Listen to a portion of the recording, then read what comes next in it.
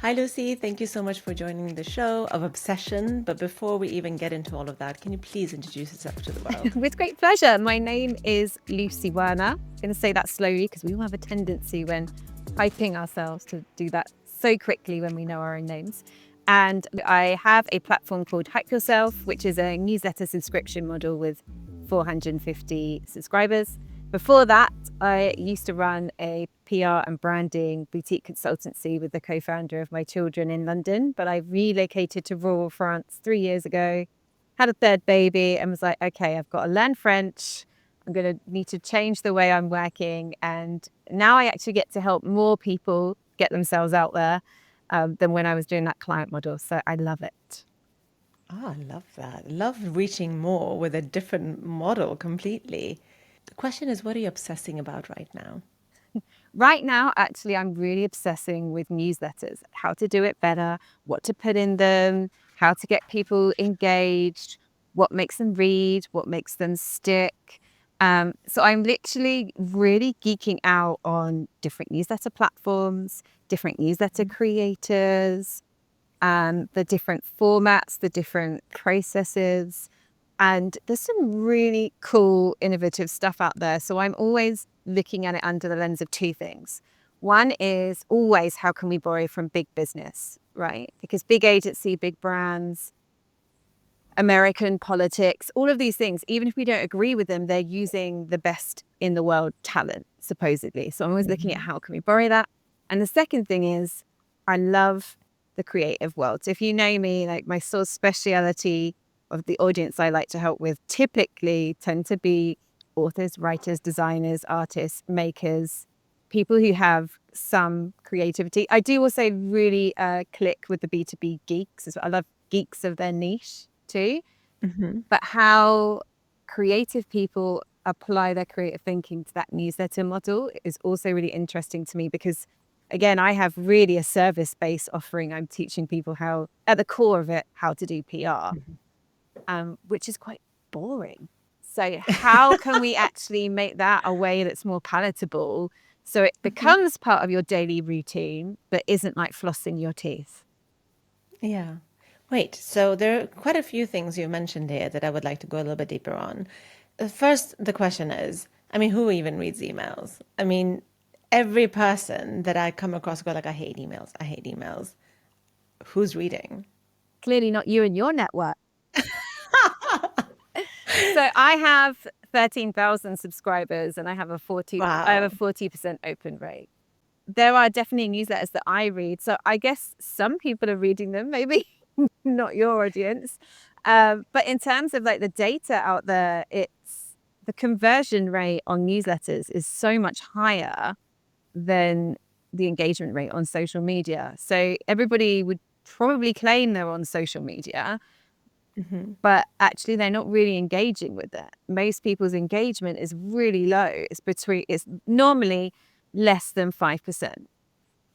Whereas a good newsletter average, I think, is between something, it depends on industry, but you're looking at like 25 to 30. Hmm. And for those people who are saying that they don't really read newsletters or emails, they just refer to emails. Mm. When I have those conversations with people, they're like, "Oh, I hate emails. I subscribe to a lot of things, but I'll probably only read one of whatever." And they feel the pressure of having a newsletter because stats like this tell them to have a newsletter. They're like, okay, this is high conversion. There's a lot of money in the list. There's all this chatter and talk that they hear of how good it is, but yet they feel that, well, there's just so much out there. Who's reading them? And you're saying you got 40% open rate. I've had 40% open rate. I did an ad funnel and then it just dropped to like 25% after that. Mm. But I know that 40% is a decent open Mm-mm. rate. It's actually a really good open rate. But at the same time, the narrative that I hear, regardless of how, and this is about a year ago I had that, the narrative that I hear on the attitude towards emails is still the same regardless of the open rate of whether you have it, I have it, or someone else have it. Mine has dropped to 25%. So I'll say, look, people aren't reading my newsletters as they used to. But at the same time, the narrative hasn't changed with others. They're like, okay, I don't like email. What do you say to that? First of all, I don't use funnels. I don't do any advertising through my newsletter. Hmm. So I focused on editorial content, not sales Hmm. content. So yes, I will sell from my email, but it's normally within editorial content. Hmm. So I think there's an element of like, what are you doing the newsletter for? Like if it's just for sales, then I think that can become like a bit of a turn off for people. And if I wanted to use newsletter just for sales, I would segment that off and I would have a wait list and I would put people who genuinely marked an interest into hearing about that product or service.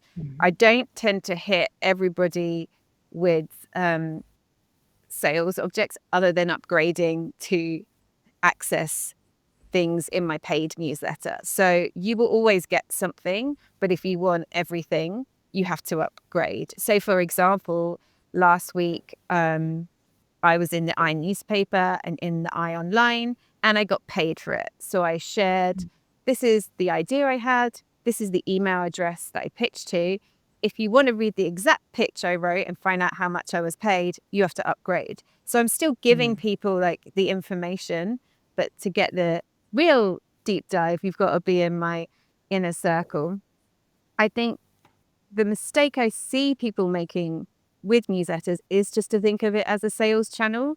And for Hmm. me, it's not. Like my main goal is to get people to reply or engage or to get them thinking Hmm. or to do something. So I'm always thinking about how can I get somebody to to love me and to reply to me. That's my main goal is I want them to reply. So if somebody wants to be part of my world, I would expect them after spending some time with me to want to upgrade. And another way I get around this as well, I haven't actually done this for a while because I'm in a bit of a rebuild space, but I always have a kind of mini menu at the bottom. So it's like, if you're new to me and my world, here's how you can book me for one-to-one. Here's how you can book me for consulting. Here's how you can book me to teach you a program or whatever it is. And it's just literally like 4 or 5 bullet points.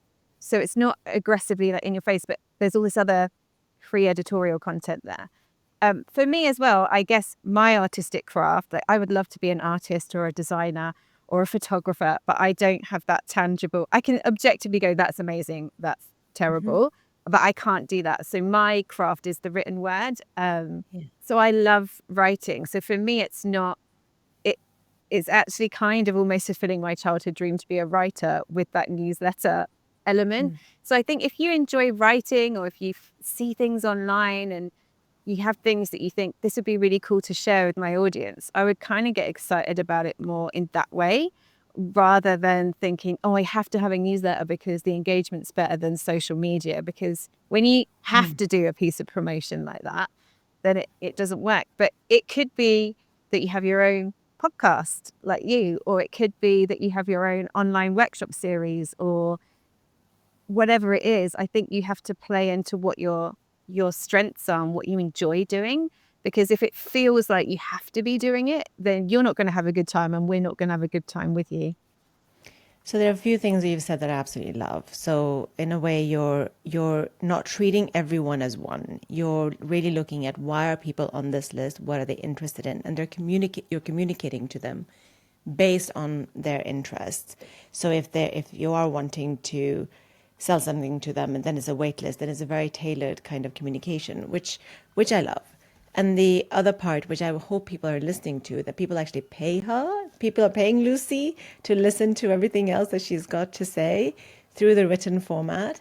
So look at this and see that, yes, there is real value in newsletters, in the written word, when you put the effort to actually communicate in a way where you're not selling to them all the time, because we don't want to do that. We want to seek the response, seek the engagement, and have a dialogue. And I think that's what people are missing, that it's actually communication. You're not talking at people. Whereas Lucy, I think that you're having a conversation with people because you're wanting them to actually respond. Do you feel like that's the way that you're actually writing? Yeah, definitely. And I also think it's a real middle ground between my expertise and my business journey. So when I turned on paid, for example, I was like, I don't know what I'm doing. I'm turning on paid. This is a pilot price. Once I figured it out, I'm going to put that price up. I don't know to how much, but Mm-hmm. I'm definitely going to never do it as low as this. And I stuck to that, even as it's grown over 18 months, I've never dropped it down to what the original 100 paid me. And so I think there's just this element of, I tell everybody all the time what's happening behind the scenes, like there's no front. So Yeah. a couple of months back, the whole thing went down, the whole thing got deleted. And so I just went out there and was like, okay, everything is gone and this is what I'm doing. And so I just keep everybody in the loop all the time with how I'm building it, what's going well, what's not going well, what I've learned that they can apply for themselves and their own business. So there's a real kind of camaraderie piece, I think, with it as well. I like that. And the level of transparency must be so refreshing for people because then it's like, well, you don't have to have a front. You're actually sharing the whole story rather than part of the story, Mm. which is really lovely. What is I always ask this, like, what is a dark side of this obsession? Because what you're doing is you're looking at platforms, you're looking at creators, you're looking at formats, which I would like to get into a little bit before we actually answer this next question. Let's just change.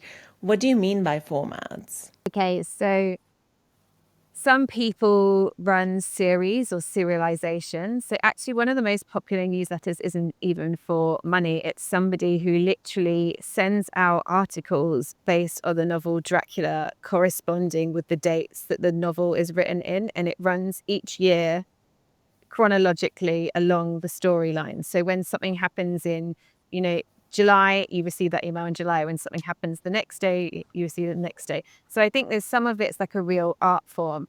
I've also seen an artist who has an introverted drawing club. So you show up, she gives you a prompt, you draw quietly together on a Zoom call, and then that's it. There are musicians who just release songs. There are photographers who just do video diaries. It's just a series of like a photo journal.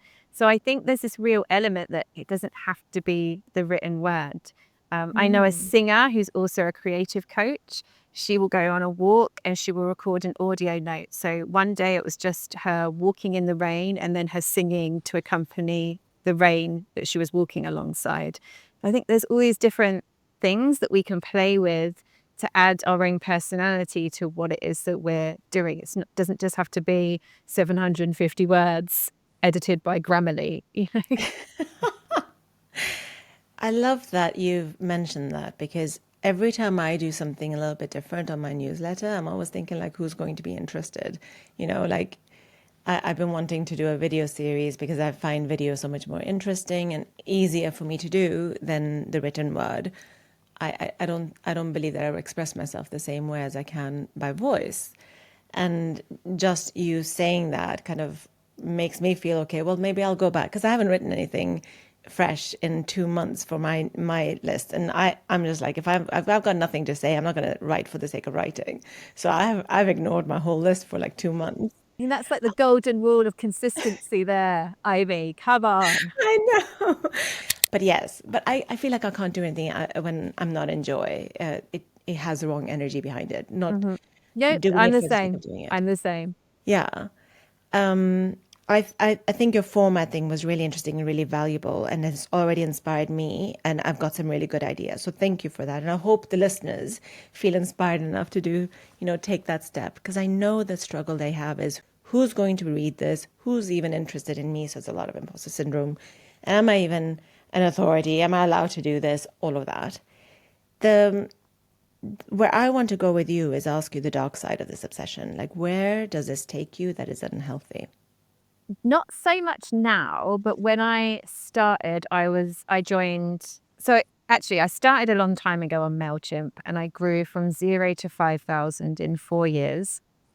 And then I moved onto Substack in October 2023. So my baby was 6 months old. So I was very time poor, very hormonal, not getting a lot of sleep. That holy trinity was a ride anyway. And when I joined, there were lots of other writers who were being given Substack recommended read of the month. And I started to get really obsessed with like, I needed this accolade, to get it. And then there was kind of a bit of a clique on there. Like there's some real famous authors, famous writers, and famous journalists, and they were getting invited to parties. And I was trying to work out like what was the criteria to get invited to these parties. And they were saying, oh, you had to be a bestseller. And I was like, but some of them aren't bestsellers and I am a bestseller, but I'm not getting an invite. And I started to really feel like, oh, because my writing's not seen as writing, right? I'm just seen as like a business membership. And I don't know how much truth there is in that. I don't know if there's an element that that's just me projecting my own insecurity because I've always wanted to be a fiction writer and a journalist versus when I was looking at who was being featured. And also, I guess I always just felt like, oh, they don't really care about me because I would have friends who had hundreds of thousands of followers on social media who would get phone calls on how to grow. And I'd be like, can I get a phone call? And they were like, no. And I was like, okay. And, objectively, compared to some people, I do have a substantial following. To others, it's tiny. So it's always weird. I feel like I'm always slightly in that middle ground a bit where I'm never like the zero person, but I'm never the million seven-figure person either. I'm always just sort of coasting in that middle ground. And so that can then, I think, start to take away from the creativity and take away from what it is that you're doing. And the reality is there is always that element of the metrics. That I know some people who have hundreds of thousands of followers and they aren't anywhere near me in terms of paid newsletter subscribers. I also know other people who've got that Substack recommended read, and objectively I'm like, well, I can see that they're friends with people on the platform. Do I think their writing's that good? Maybe not. Like, I just need to back myself a bit here. And as time's gone on, I just sort of had to realize to have confidence and to have that self-love that what you create is your art form. And obviously what comes with that is you do get copycats as well. So I get a lot of PRs coming in, and I get two types of PRs, right? I get the ones who go, I'm a PR. I just want to give you a heads up, I'm joining, and I don't want you to think I'm stealing your stuff. I'm really interested in how you're doing it, but I'm actually thinking you're doing my own. This is how I want to do it. They're really honest and upfront. Yeah. Then I get these other ones, they sneak in, they say nothing. They're the most engaged reader, which is why I can see they're up to like no good. And like every link I've ever given to any template or any journalist or whatever is like They're clicked downloading on it. Yeah. multiple times. And then I have to sort of go, hi, how come you're here? How can I help you? And then they tend to exit out the gift shop quite quickly. Just be honest about it. Like, we're all Yeah, learning. We all do yeah. it, And it's and it's fine. fine. Yeah. It's fine. Wow. It's fine. Yeah. It's not always fine. It's fine. It's fine if you're open about it, and Yeah. if you don't copy, and if you know, we're all learning from each other, and I think that's okay. I have people who come to me and they're like, I want to be you, and they're coaches, and they're literally saying like, I want to have a business like yours, and I'm like, great. At least you're paying me, and I will teach you everything, and I'll give you all my blueprint, and you can go off and be better and amazing. Like, how great. But if you're just like pretending to be having another problem, that just feels so disingenuous. And you're like, Yeah. oh, I'll download her onboarding stuff, and oh, I see how she's teaching. Then I'll go off and do something else. I'm like, that wouldn't work. I haven't had that with me, so I don't know how it feels like to be copied, or at least I'm unaware of anyone doing it that way. So I feel like just be open and just say it and own it. So I did a cheeky thing. I went into my own email list and I'm like, I should really know what's happening. And I actually checked my open rate and it's not as bad. I think I said it was as low as 20, but it isn't, which What is, is it? whew, it's 31 in June. That's June, good. May is 31, April 33, 32 March. So it's dropping though, because I used to be at 40. And Yeah, so but what you I did also was, don't know how much of that is people moving jobs, or also I always think summer's a not really fair time because people are away and people are traveling, and it's always yeah, lower. And very I kind. always find it's lower in the summer. Yeah. I don't know.